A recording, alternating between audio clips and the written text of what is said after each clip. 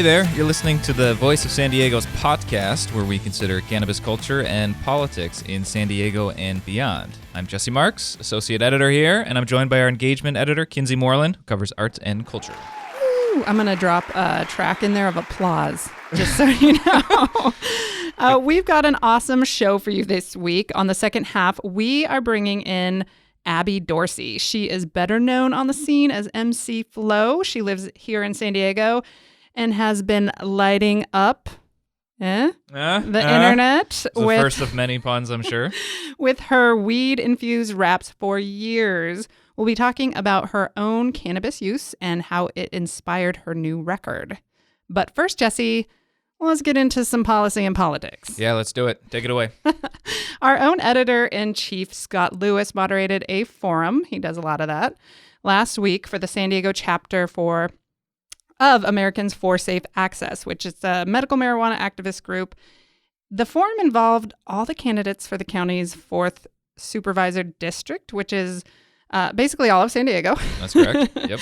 But we should note up front, one candidate, Bonnie Dumanis, the only Republican in the race, was not invited because of her sort of well-known tough on pot positions over the years. To put it lightly. Under Dumanis, under her tenure as DA, she was pretty aggressive in targeting marijuana outlets, and the activists don't really appreciate that, so she didn't get the invite. It happens. In any case, the other candidates in the District 4 race are mostly in agreement about opening up the county's unincorporated areas to more marijuana businesses. Because there is a ban. There's a ban in effect right now, and they want to reverse that ban on both medical and recreational shops. Yeah, that's right. And I think what's most interesting about the responses that came out of that night were those offered by Lori Saldana and Nathan Fletcher. The others, Ken Marlborough and Omar Passons, they both said that they had tried marijuana when they were younger, but Saldana and Fletcher said that they had tried it more recently, which suggests to us, anyhow, I think that the taboo is beginning to lift, although not entirely, but it's a start. Yeah. So Fletcher went the furthest. He said he tried marijuana after leaving the Marines. And here's the quote. "I am an infrequent but occasional user, and I don't think you have to have this be a part of your daily life to understand why it's important and to understand why people who are in need and in pain need this in order to just get through the day. And that's my brothers and sisters who I served with, who I see." It's fascinating. Yeah, that's quite a departure from what we normally hear from politicians, right? I mean, it's like 26 years ago that Bill Clinton said he smoked cannabis, but he didn't actually inhale. So we should also note, before we get to our interview with Ms. Flo, that last week, Oceanside became the first city in North County to approve the commercial cultivation of medical marijuana. City's farmers are pretty stoked. Stoked? Is that a pun? yeah, okay, I'll take it. About that. But the final ordinance kind of falls short of what activists and industry professionals were pushing for and had hoped for. Adult use marijuana was cut out of the text, and there won't be any immediate dispensaries, but the council has at least opened the door to it down the road, right? So according to the UT, the council, I'm quoting here, "The council agreed to wait until the police department can study how other dispensaries operate and present some recommendation for ways Oceanside should do it." Yeah, that's interesting. And we also read this week in the UT that cannabis sales in San Diego remain high after the first 3 months. Hi. So Will Sen, who operates the Urbn Leaf chain, was quoted as saying one of his stores actually brings in about 1,000 people a day, which is pretty crazy. But he also noted in that article that the average age of his customer is probably around 40 to 50 years old, which is interesting. And I'm sure the mainstreaming of cannabis doesn't surprise you at all, Kinsee. Yeah, no, it does not. And again, I'm just totally obsessed and fascinated with it. At some point, pot puns won't even be funny anymore, right? Because it's like, God, just get over it. It's not that big of a deal. We'll ask Vito that question later. But it's just like, it's crazy because it's literally reaching into all sorts of interesting little nooks and crannies of our lives, right? One interesting thing, and I wrote about this late last year, it's called a weeding. Jesse, have you ever heard about the first time I heard about it was when I read your story. Yeah. Breaking news all day long. Weedings are weed weddings, and they're just basically weddings where, you know, instead of the like I remember at our wedding, we had like my husband brewed his own beer and we got all this handles of alcohol. Just, that it's just expected, right? At a wedding, you need some social lubricant, a bunch of, family members, friends. It can get awkward if you do. And believe me, I've been to dry weddings. It gets awkward. Oh, yeah, they're bad. So it's replacing alcohol. I mean, I guess some people probably double up, but with marijuana. And so you have bud tenders working a little bar, hooking your Aunt May up with the correct level of edibles that she might be comfortable with. The centerpieces instead of flowers are joints with little like bows around them. Oh, that's funny. It's really cute. Yeah, I actually went to just a regular wedding in Colorado a couple months ago, and they gave out guidelines for people who may be tempted to consume edibles, which I thought was smart. Oh. Because everybody was from Chicago, so it was basically like, hey, if you're going to be here and do this, do it in a smart way. Do not. Edibles can be frightening. Yeah. Beware. That's excellent advice. So there's a local gal, San Diego artist Leslie Monroy, who... she's kind of the go-to gal for these weedings locally in San Diego. She gets hired for them, and she makes fancy bud bouquets.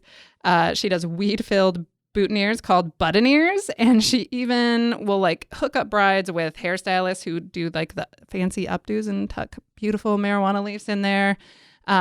She'll find photographers for you who are comfortable shooting cannabis weddings. And then she'll, help you navigate to find knowledgeable bud tenders, because really that is the most important job, is being a knowledgeable bud tender, because you don't want anyone, curling up in a ball and demanding you call the police because they're freaking out from too much THC, which happens. Yeah, that sounds like a dangerous mix. So Jesse, you don't know about me, but I'm really big about pressuring people to get married and make babies. Oh, really? So before we go, just can you please promise me and get it on the record, you're going to get married to your girlfriend and invite me to your weeding. Is that right? I can't make any promises. My girlfriend's family is pretty conservative. Aw. Yeah, sorry. Maybe at the after party, though. All right. Well, someone out there listening, I would love to be your guest at your wedding. You heard it here. Feel free to invite me. Kinsee wants to hang out with you. Again, like cultural shifting. I want to witness it all. I want to see it all. This is just so cool. Yeah. So interesting. Well, our next guest after the break is going to talk to us about that, isn't she?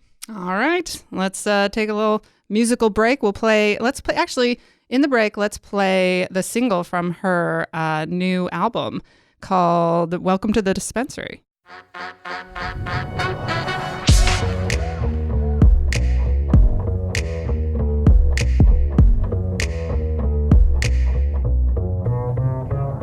So I wake up Monday morning and I check my stash. Just some shake, wake and bake on some Moroccan hash. Coffee break, some organic fair trade beans popping. Now I'm awake and it's time to go shopping. Roll to the dispensary, patient of the century. Need a nice sativa that will stimulate me mentally. Buds with sticky density of moderate intensity. Pipe like Sherlock Holmes, cause this weed is elementary. Welcome friends to the dispensary. Fat discounts when you mention me. Any strain, man, what you wanna try out? You might walk in, but you gonna fly out. Welcome friends to the dispensary. Fat discounts when you mention me. Any strain, man, what you wanna try out? You might walk in, but you gonna fly out. Breeze through security, get my ID check. Next to the purple-haired girl at the front desk. Knows my name, cause she sees me on the regular. Waves me in, says, please turn off your cellular. Walls and walls of green buds, jugs full of flour. Indicas for indicouch, sativas for the power. Bow to the bud tender, cause he's paid by the hour. As your concierge, your cannabis with OG sour. Thinks I'll be a fan of this organic stream with amethyst. Bud so damn gigantic, you can help but call it Maximus. A marijuana analyst, he gives his full analysis of CBD to THC. Somebody give this man a kiss. Welcome friends to the dispensary. Fat discounts when you mention me. Any strain, man, what you wanna try out? You might walk in, but you gonna fly out. Welcome friends to the dispensary. Fat discounts when you mention me. Any strain, man, what you wanna try out? You might walk in, but you gonna fly out. Next to me in line is is a guy named Wesley. Smoke weed every day since back in the 70s. Now he's buying edibles, his wife's on chemotherapy. Her recipe of choice kicks the nausea temporarily. Here in the dispensary, there's something green for every crowd. Fat pre-rolls that will make Bob Marley proud. Shadow wax, resin extract for the vape crowd. 2 puffs of that and you'll be walking on a vape cloud. Wait now, don't walk away till you pay now. It's gotta be cash till the banks break the shakedown. Make out with the fat ape and some papes. How dope, man, let the smoke hit you on the way out. Welcome friends to the dispensary. Fat discounts when you mention me. Any strain, man, what you wanna try out? You might walk in, but you gonna fly out. Welcome friends to the dispensary. Fat discounts when you mention me. Any strain, man, what you wanna try out? You might walk in, but you gonna fly out. Blue green, sour diesel, Girl Scout cookies, green crack, white widow, and the bubba, kosher cushies, Northern Lights in next. Got that pineapple express, lemon haze, driven poison, Amy Schumer's train wreck. Skywalker OG, purple haze, grape ape, AK-47, got me loading up my vape. Cali Mist, blueberry, triple diesel, golden goat. The dispensary is open and I'm never going home. All right, we're back. That was a good song. Thanks for joining us, MC Flo. Abby Dorsey, you're here in the Voice of San Diego podcast studio for the first time. Welcome. I'm here. Thanks for having me. I'm super excited to have you. You've been known in the music scene for a long time. You've been out there and around. MC Flo, you write about politics and feminism. But over the years, you've increasingly brought cannabis into the mix. Your 2014 holiday single was called Pot in the Latkes. It's a celebration of getting stoned with your family on Hanukkah, and it is amazing. Thank you. So before we get into the interview, let's listen to a little bit of that. Great.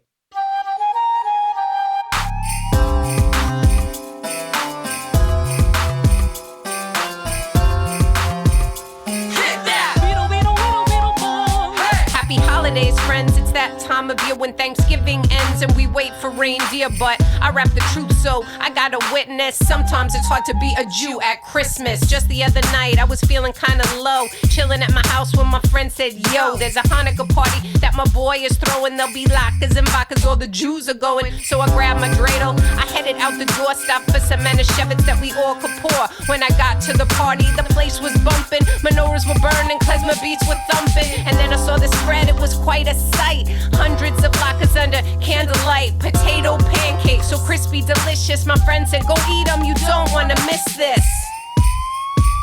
Cause there was pot in the latkes. There was pot in the latkes. I guess you could call them potkas, cause there was pot in the latkes. So I loaded my... So your latest is a 5-song EP all about cannabis. It's called Her Highness. Correct. One blogger said, quote, part love letter to the plant, part political manifesto. Her Highness explores a unique moment in history the way only Flo can, through rapid-fire rhymes, feminist sensibility, and her trademark sense of humor. Awesome. And that record, of course, drops on 420. It does. All right. So you also recently shot a music video that's been making the rounds. Mm-hmm. I remember when the Pot in the Latkes video also made the rounds. Congratulations. Hard to get things to go viral, but you seem to be doing a good job. It's for the song Welcome to the Dispensary. You shot it at Urbn Leaf in Bay Park, and that music video will be showing in Palm Springs at the Cannabis Festival and Summit. Yes. That's awesome. So, over 420 weekend, yeah. So I used to live there, and that's probably the coolest thing that has happened in Palm Springs since like Smash Mouth played the casino for free. Well, this is the first year they're doing it, but I think, they're looking to grow it, and pun intended. I got it. I got that. So, I'm really excited to go there. I know that the Mary Jane's film, which is all about women in weed, is going to be the Saturday night film there, and I'm excited to see that, meet up with those powerhouse women. Yeah. So tell us about that video.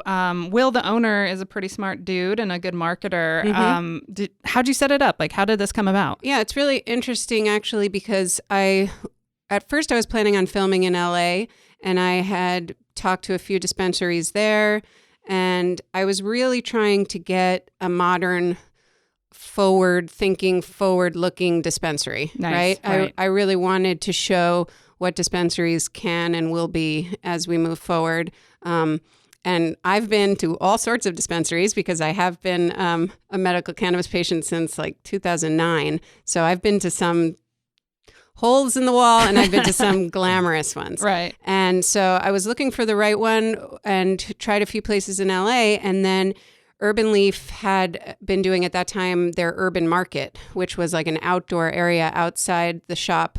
And I think they did it once a month. And I went to check that out and walked into the space. And once I saw it, I was like, this is it.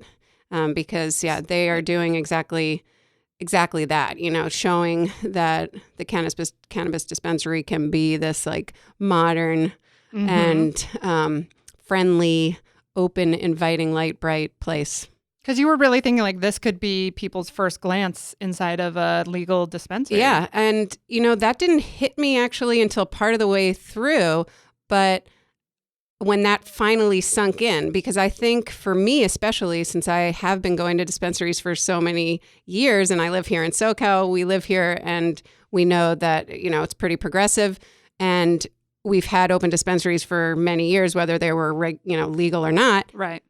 I kind of have taken for granted, I think, the fact that we're here and that in many parts of the country, people will not walk into a dispensary. They'll never have that experience. So yeah, definitely that was part of it, was removing some of the mystery, the stigma, and showing, no, actually, today's dispensary looks more like an Apple store than it looks like a head shop from, the 60s. It's true. Right. And so for a while after that video came out, people who mentioned your name at that dispensary got a discount. Is that still a thing? I think it's still in effect. All right. I'll have to find out. But yeah, I think so. So Try MC Flow, MC Flow, and they get the 10% off. Correct. Nice. So Abby, I had a question. You certainly aren't the first rapper to bring cannabis into the fold, right? To embrace it, but I feel like the way you talk about it is certainly unique. And I read in an interview that you said it was my greatest teacher, my healer, my friend, and you essentially describe it as a form of medicine, right? Mm-hmm.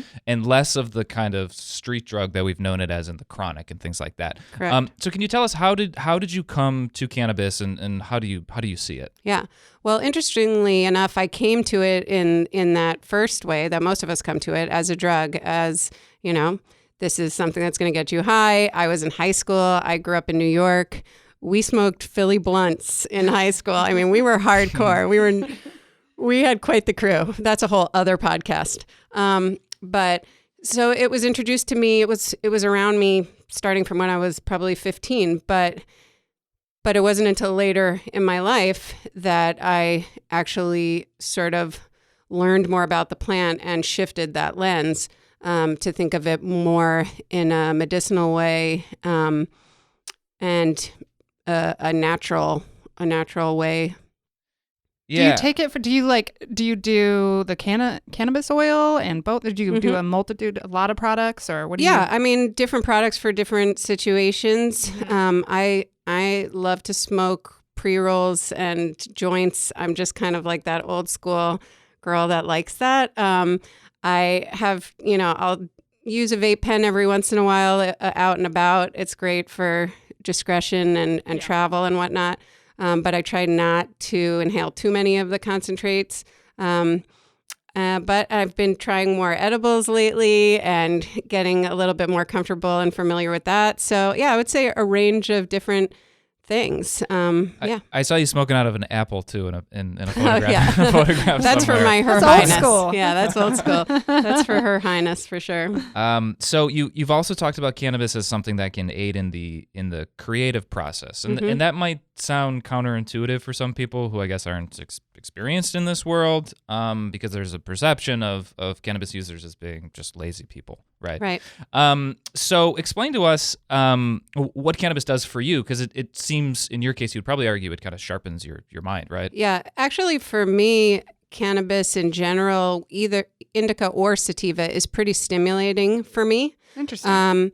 Something about my biochemistry. So I'm rarely the person who smokes a joint and then becomes couch locked, even with like a heavy indica, because that is interesting. I like it. I mean, it turns my brain on in a way and tunes me into this different frequency that I tend to find invigorating and yeah. So for me, it's definitely more of an active thing. So are you able to just write? Like you sit down and you write you write your lyrics? I mean, I don't always write stoned. I write sometimes not stoned, sometimes stoned. Sometimes I'm writing and I'm stuck and I smoke and it kind of just opens up something. But for me, it's about getting into that flow, for lack of a better word, but into that creative space. And cannabis for me has always been helpful. I mean, sometimes is it not helpful? Do I trail off into somewhere else? I'm sure, yes. But generally for me, it's pretty stimulating. It gets me thinking in different ways. And I think also it breaks down some of the ways we can be hard on ourselves when we're artists, because anybody who writes anything knows that a lot of the time you put something down and your first response is to say it's not good enough, or to be harsh on yourself, or to try to maybe edit yourself before you've let everything come out that needs to come out. I think cannabis kind of helps quiet that voice for me. That's so interesting, because a lot of people, it has just the opposite. Yeah, it's totally. anxiety. You smoke it, you get anxious, I know. self-conscious. Like the most confident person in the world can just turn into this ball of anxiety. But so you you use it to maybe treat anxiety, and it does the opposite for you. It does the lucky opposite woman for me. Yeah. But also I do say to a lot of people who say to me, because I would say that's one of the most common things people say is, I wish I could enjoy weed, but I get so anxious.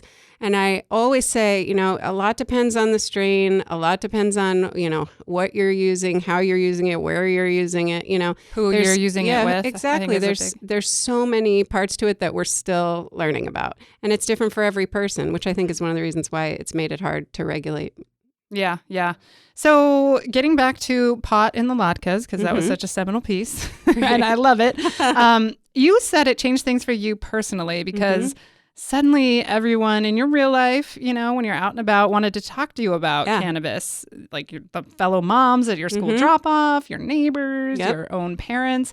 So did that surprise you to know that these people are users, or that they're interested and want to know more? It did surprise me. And that was kind of the catalyst of going back and doing music again. I hadn't really been doing music for a while when I put out Pot in the Latkes. I mean, I'm always doing music to some degree, but Pot in the Latkes came out of a holiday show that I do every year in North County for Feeding the Soul.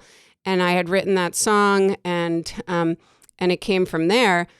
But I hadn't been doing a lot of music. So the people that I was surrounded with at preschool drop-off and other places, they didn't know me as MC Flo. They knew me as Sky's mom, right? And then suddenly I put that out and everybody was like, whoa, almost like I had this alternative persona, and interestingly enough, it was just that. Like, people started opening up to me, telling me stories, asking me questions. People from back east, my parents' friends, because of course they're all New York Jews, they love Pot in the Latkes, and they were having it sent to them by multiple people. People were emailing me and asking me questions and sharing stories. And it just made me realize how kind of desperate people were to talk about this in a way, because we've all been kind of taught not to talk about it. Especially when you get into the parent space. Absolutely. It's like, and that's a whole other ball. Yeah, absolutely. And, I'm a parent, and of course, do I have moments where I struggle with where that line is? Of course, but because, I'm putting myself out very publicly speaking about this. But, it's time to bring it out and talk about it more. The only way that we're going to learn and move forward and heal ourselves in a better way is if we actually come out of that closet. So, yeah. So I was going to ask you this later, but let's get into it now.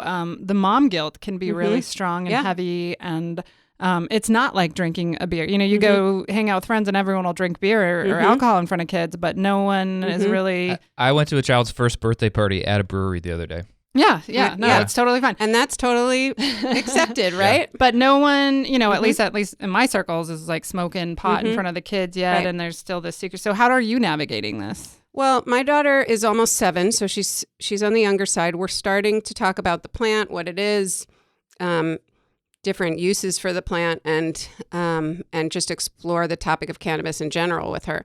But me personally, it's been a journey for me as well. And I have my own system that I've worked out with my partner. I personally don't smoke or medicate in front of my child. I don't judge people who do.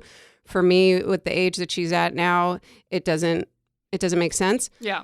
So, I let the dog out, quote unquote, or I know a lot of my friends do a lot of laundry. But, I'm discreet about it. I've gotten to a point where I'm comfortable being stoned at home around my family. That's not an issue. But now it's just, as she's getting older, learning how to better talk to her about it and trying to shrug off some of that. Because like you said, when you break it down, it really doesn't make sense that, alcohol is so accepted and is yet so terrible for us and dangerous. Yeah. Right. But this other natural plant that our foremothers used for centuries and centuries is considered not okay around children. It's touchy. Is there a specific age that you would recommend she smoke or not smoke, or experiment with it? Yeah, I haven't gotten there yet. I plan to talk to her openly about it and tell her about my experiences and hope that she talks to me about it. I have a feeling she's going to want nothing to do with it because like what kid wants anything to do with what their parents are into, right? That's a good point. I think she's probably going to think it's the most uncool thing, but hopefully not.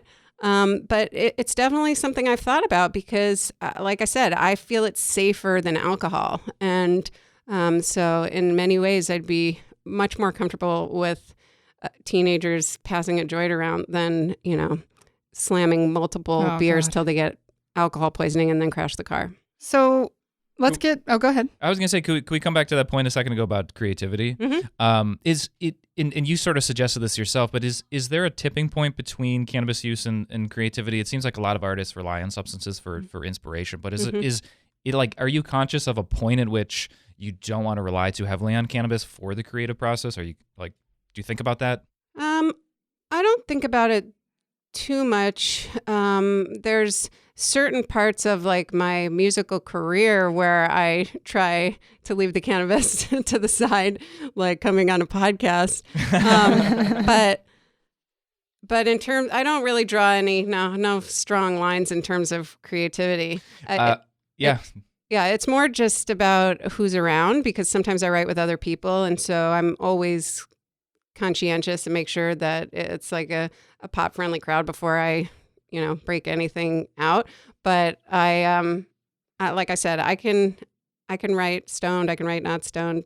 I think writing is one of those things that comes easily to me. So you did a show half stoned, right? Yeah. And half of it sober. Yeah. With my friend You've got to tell us about that. That's such a great, my friend Billy Gilwood, he does this set sometimes, Half Baked, where he interviews people and do half the show sober, then smoke a joint, and then come back and do half the show. And it was great.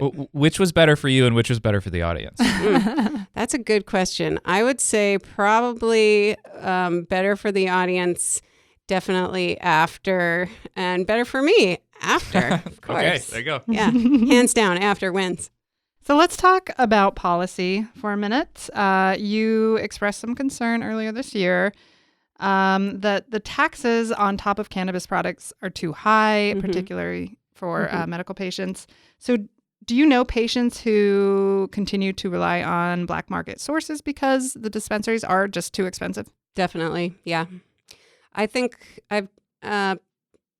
people I've heard kind of saying that they go to the dispensaries for special things, but when buying flower in larger quantities, a lot of people I think are still buying from somebody they know, not necessarily illegal.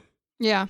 Yeah, no, it's a serious problem, right? And that's just the topic of conversation. Now, taxes are too high. You've got 12 stores and like 3 million people in this region. How's it possibly going to work out? Yeah. Yeah. Yeah. And for me, that first time I remember just being like, wow, because obviously I've been purchasing stuff for so many years without that added tax. But at the same time, I also support taxes if they're going to better our community. Right. But yeah, I know that there's a lot of talk and a lot of movement towards getting the tax reduced to sort of stop that flow from black market. So getting back, so your latest effort again is a 5-song EP called Her Highness. Mm-hmm. And like we described from the description by another writer earlier, it's called the Political Manifesto. So do you get into some of this policy stuff in the new album? Yeah, a little bit. Okay. One of the songs, Free, has kind of a more political tinge to it. Okay. So it hits on some of the issues in terms of race, in terms of cost and banks. I think there's a few of my songs I think have lines about how, the banks are not on board, and which is a big issue in the cannabis community, that everything is in cash. Oh, right. So, I definitely get into a few different things. And that's what I wanted to do with this little group of songs, was kind of my trademark thing, which is make people laugh, but also make people think. That's what I hope my music does. All right. So it drops on 4/20, and they can get it where? It'll be everywhere. Spotify, iTunes, you name it, digital distribution. And I'll be performing at the Baked Festival in San Diego on 4/20 to celebrate. That's Urbn Leaf's 4/20 festival, which is at Embarcadero Park. So I'll be there. Then I get in the car and go to Palm Springs to take the video to the film fest there. And it should be a great 4/20 weekend. Nice. Will that be San Diego's first weed fest?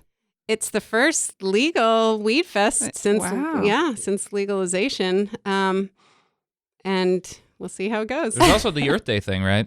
Yeah, the Earth Day thing. They have a whole cannabis village at Earth Day again this year. Yep. Yeah, several things coming up. It's wild. All right. Well, we'll be there to cover it, right? Yeah, Jesse? sounds good. Well, Abby, MC Flo, thank you for coming in. Thanks for having me. I want to take our listeners out with another track from your new EP. So which song should we let them listen to? Okay, well, maybe we should listen to a little bit of Oh Charlotte, because that one has such a special story behind it.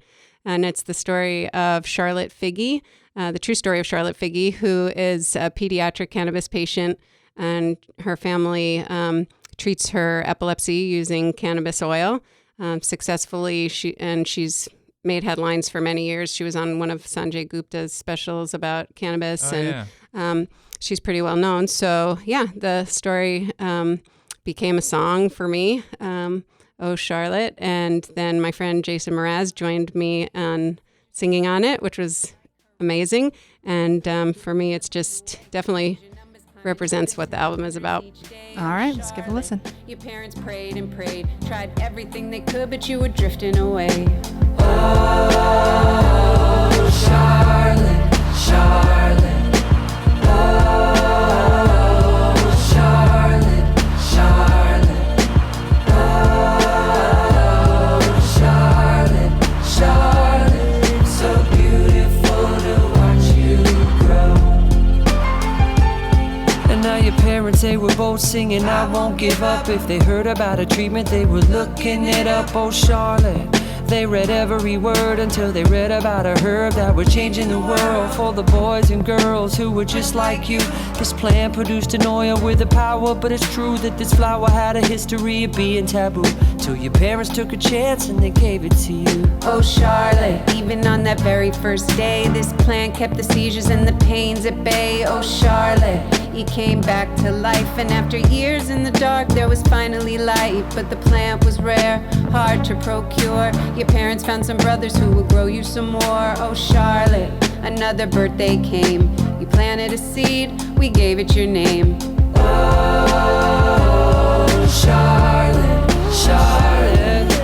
Oh, Charlotte, Charlotte. Oh, Charlotte, Charlotte. So beautiful to watch you grow. Now everybody's looking at Charlotte steady. Hey everyone, welcome back. Super pleased to bring our friend and photojournalist Vito Di Stefano back on the show. Jesse, it's Di Stefano for the record. Stefano. Get it right, bro. All of this For the record. time. I've been referring to somebody else. I'm sorry. It's embarrassing. I'm just gonna excuse myself from the program now. We forgive you. Well, welcome back in any case. I apologize for that. And we are happy to also bring back our segment Puff Piece. So Vito, I'm sure, has been up all night scouring the internet for the latest strange but true tales from Potlandia, and I'm sure he's also been working on his pot puns for weeks. So take it away, Vito. Hey now. Well, thank you. Good to see you all. The first article, now since Mother's Day is right around the corner, it's never too early to start thinking about spliffs for mom. I mean, gifts for mom. Am I right, Kinsey? Yeah, that's right. Now, if your procreator is a MDMOA, I have some ideas for you. That is a microdosing mom of America, which I sort of just made up. So why are moms microdosing, do you think? Because having kids is stressful AF. I mean, just the same as why do moms imbibe on wine or hooch? Stress, depression, anxiety, all migraines, the things. all the things. So this is a new trend coming through, a whole new market that is opening up. Moms that are experimenting and trying new things to help deal with all these Take off the edge. maladies. Exactly. I mean, you're preaching to the choir. Now, what is microdosing? That's a great question. Like, what is the quantity? What qualifies as that? Well, what is your impression? Well, I would think it was like droplets. 5 milligrams is Okay. my guess. It's actually typically less than that. Really? Taking small amounts of THC or CBD is typically 1 to 2 milligrams. Oh, wow. Super small. Yes. Okay. And because moms don't want to get all super whacked out and crazy as they're picking up their kids. Curled up in a ball. You don't know my mom. So a lot of popular microdosing delivery mechanisms are now available to moms and everybody basically. Edibles are very popular. So they sell, like, how, those are so tiny though. So they sell like a bag of tiny little 1 milligram gooeys or gummies or whatever? They can. I've seen a lot of 10 milligram edibles. Okay. That's more a little more seasoned veteran, if you will, with a little more tolerance. But they do have some micro ones. Okay. Or like a mom could buy one of those 10 milligrams and like bite off the head of a teddy bear. Yes, but if that's not for you, we also have vape pens, Okay. which are popular, but I kind of stay away from them personally. Mints are very popular with the mom crowd. Okay. Take 1 or 2, take the edge off. Well, while you're watching the soccer game, won't we? Yes, exactly. And it has the added benefit of, fresh breath. So there you go. Exactly. Get that coffee, because we're all also doing heavy doses of caffeine when we're moms. You got to get the taste of weed out of your mouth somehow. So There's also sublingual spray, which is like those little spray bottles and you need a little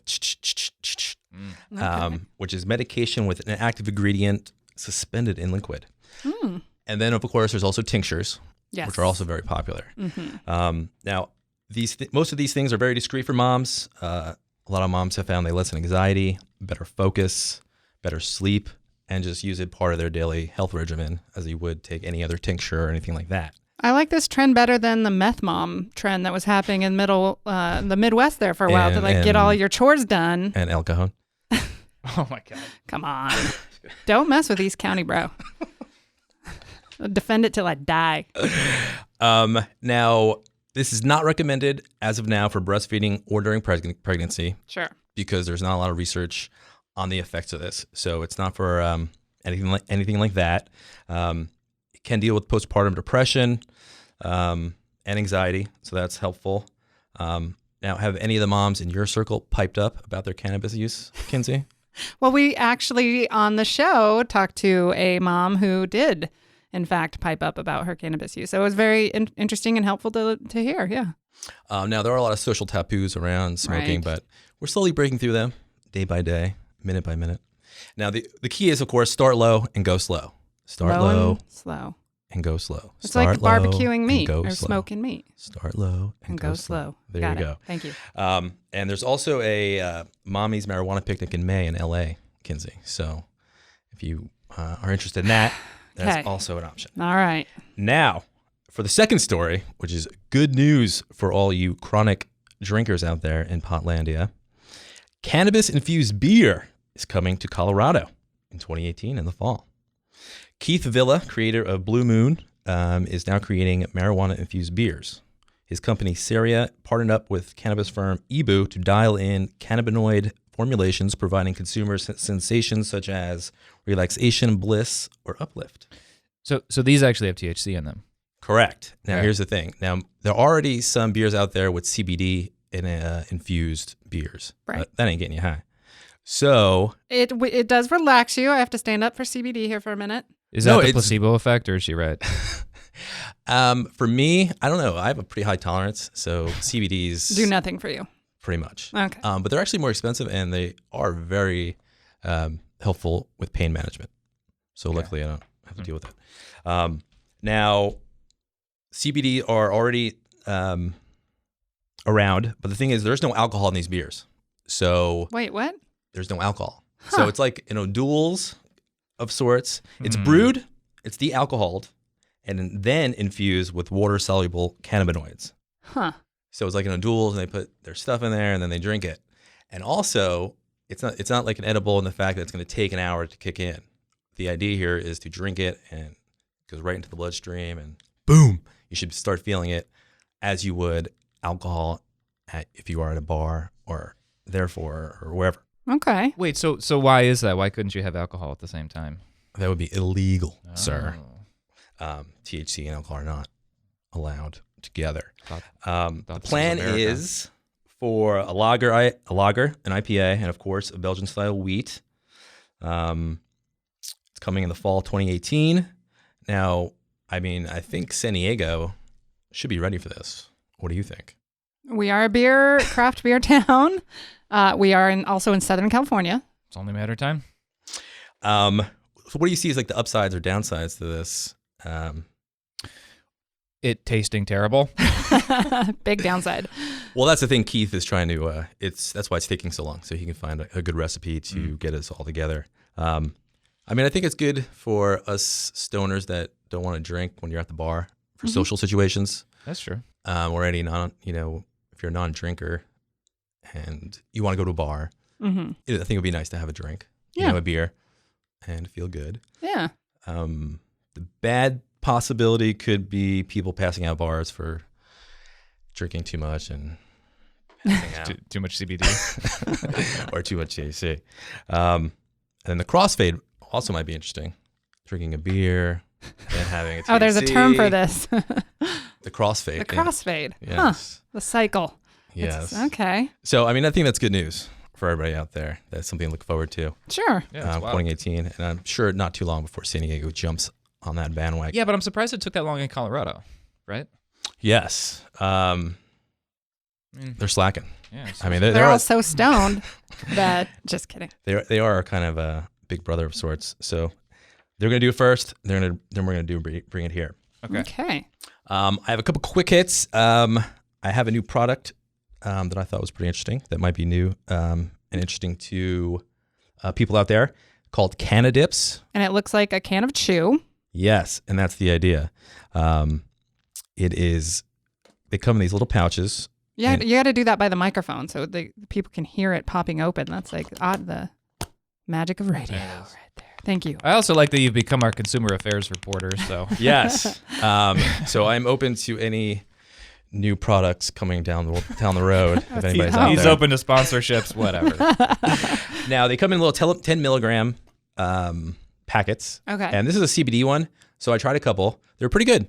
Minty. Oh, so that's just CBD. This is just CBD. Oh, awesome. Okay. I wish I could get my hands on all THC ones, but these will do to see how they really, really work. It was good. I wasn't sure how long to keep it in. I kept it in like a half hour, but the mint still kind of stayed there. So that was good. You don't have to spit. It's tobacco free completely. It's a water soluble THC and CBD. So you just keep it in your chic.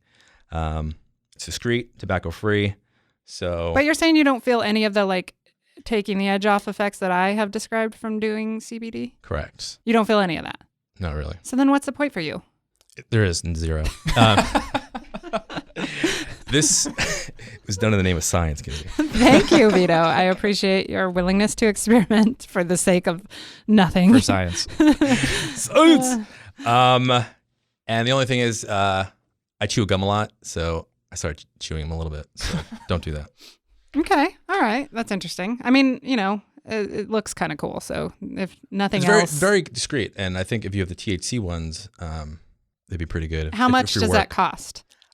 That is a good question. I do not know. This was given to me from a friend of a friend of a friend that directed me towards a licensed delivery service. Is this even legal? Are you sure this is legal? They're legal. They have a Okay. website. They're from Humboldt. Okay. Oh, yeah, it's very legal. Okay. So, you can so check there's a these new out. product. Yeah, I think there's a big misconception that CBD, because it doesn't get too high, will be cheaper. And it's the exact No. opposite. And CBD oil is much more expensive. So you can go into a dispensary or call a legal delivery service. And I mean, you're looking at $30-$40 more per per milligram. I mean, it's super expensive. Absolutely. CBD stuff. And So you should thank your friend, because that was probably very pricey. Exactly. Oh, I will. Does your friend work for the company? Do we need a disclosure here? That's not important right now. Okay. Jesse. All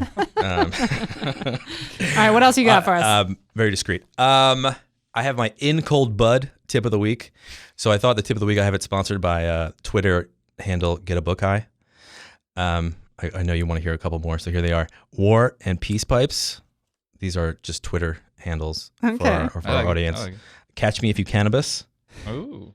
That's pretty good. Lord of the Smoke Rings. Not bad. Heart of Dankness. The Cannabis Tales. And my favorite, Much Ado Be About Nothing. Much ado be about nothing. So in Cold Bud tip of the week is call ahead, people, when you go to a dispensary for sakes. This will save you time, and you'll be able to skip the line because there's so many people there. And like, I go to Harbor Collective, or I used to, and I will call ahead. I'll skip the line, and it's just so much easier for people to get in and out of there. You can order ahead of time. I didn't know that. Yes. I'm not sure about all of the dispensaries, but I know most of them. You can call ahead, get your stuff, and get the heck out of there. Or just call ahead and say, is there a line? Because there's not always a line. Let's be real here. So there's not always a line. And you can call and say, is there a line? And if there isn't, go. You can also do that, right? But that's just a pro tip. Pro tip. And then one last thing. The weekend of 4/19 to 4/22 is the Palm Springs Cannabis Film Festival and Summit. Yeah, we just talked to our last guest about that, actually. So that's coming up. So film speakers, discussions, and all that jazz. So there's check a it Bud out. Fest in San Diego coming up too. There is. Tell us do you know anything about that? I don't know too much. Are you talking about Kushstock or?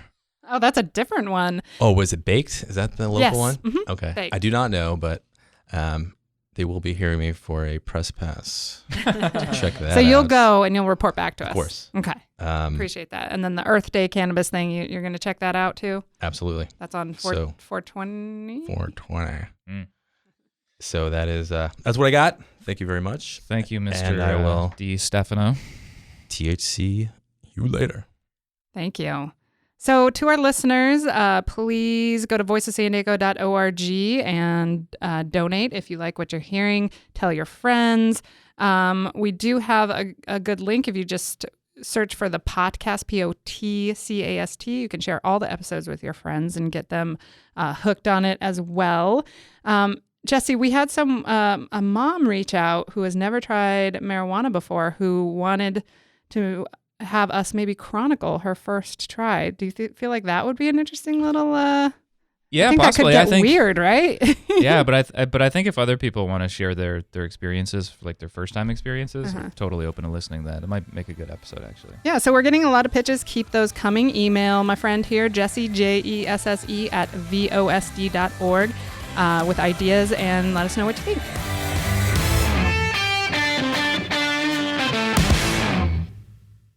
Thanks for listening to Voices San Diego podcasts. This show is part of the Voices San Diego podcast network. Visit voiceofsandiego.org/podcasts. There you'll learn more about our award-winning arts and education podcast, CultureCast and Good Schools for All, the Cura Chaos podcast about movers and shakers on both sides of the border, Beer Talk Radio, our business show, I Made It in San Diego, our sports show, The Kept Faith, and the rest of the shows in the network. Voices San Diego is a nonprofit. The majority of our budget comes from grants and donations from readers and listeners like you. If you like the show, please take a minute to go to voicessandiego.org and click the donate button. Or if you have a business and would like to sponsor the show, contact development@voicessandiego.org or call 619-550-5664.